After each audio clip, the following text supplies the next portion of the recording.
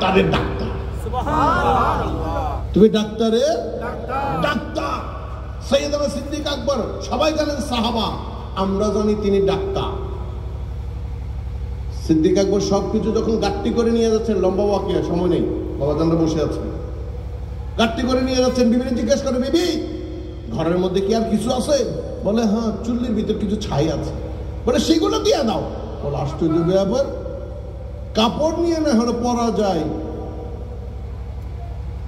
চাউল নিয়ে খাওয়া যায়, লোটা নিয়ে বাবা ইস্তিনজা বা হাজত সারা যায়, আপনি চুল্লির ছাই দিয়ে কি করবেন? বলে বিবি তুমি জানো না, যখন কাটা যায় সেখানে সঙ্গে সঙ্গে ছাই লাগাই দিলে কাটা রক্ত বন্ধ হয়ে যায়। তখন কি মেডিকেল কলেজ ছিল না? সিদ্দিক আকবর সেটা শিখাইয়া দিয়ে গেছে মেডিকেল স্টুডেন্টদেরকে। বড় করে বলুন সুবহানাল্লাহ। পীর নবীর দস্তগীর মাহবুব সুবহানী আব্দুল কাদের জিলানীর আমলে যখন কলেরা হলেন, সবাই গিয়ে বলেন আব্দুল কাদের আমাদেরকে উদ্ধার করেন। আব্দুল কাদের বলেন আমি কি আল্লাহ নাকি তোদের উদ্ধার করি? বলে জানি না। বলে আমি ডাক্তার নাকি? বলে অত সব বুঝি না, তুমি ডাক্তারের ডাক্তার। ঈমান আছে? আছে? আমাদেরকে উদ্ধার করো, আমাদের মানুষ মারা যাচ্ছে। বলে ঠিক আছে, আমি প্রাতঃকালে খুব ভোরে যখন মর্নিং ওয়ার্ক করতে যাই, তোমরা মনে করো ডাক্তার মর্নিং ওয়ার্ক তোমরা শিখাইছো, এটা আমাদের পীরে না পীর আগে শিখাই দিছে।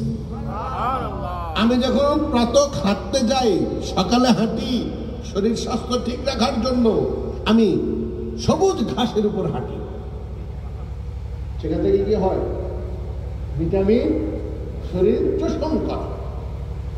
ওই হাঁটার স্থলে যে ঘাসগুলোর উপর আমার পা পড়বে সেগুলো গিয়ে পিষে খেয়ে নিও, কলেরা 12 হয়ে গেছে।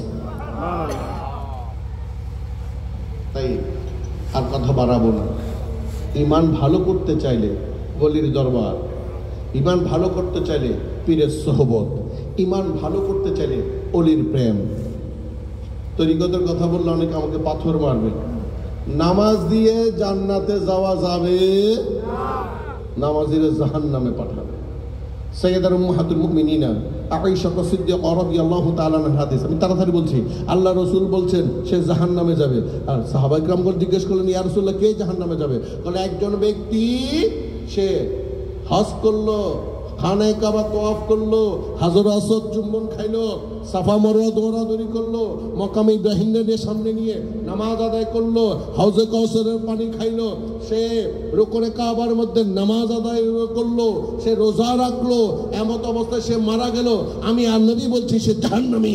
জিজ্ঞেস করলাম ইয়া রাসূলুল্লাহ সে জাহান্নামী কেন? আমার নবী বলেন যার অন্তরের মধ্যে এক জররা পরিমাণ আমার ওলি আল্লাহদের, আমার আওলাদের রাসূলের বিরুদ্ধে তার ঈমান থাকবে না, আমার আওলাদের রাসূলের প্রতি তার বিদ্বেষ থাকবে, আল্লাহ তারে জাহান্নামে পাঠাই দিবেন। সুবহানাল্লাহ।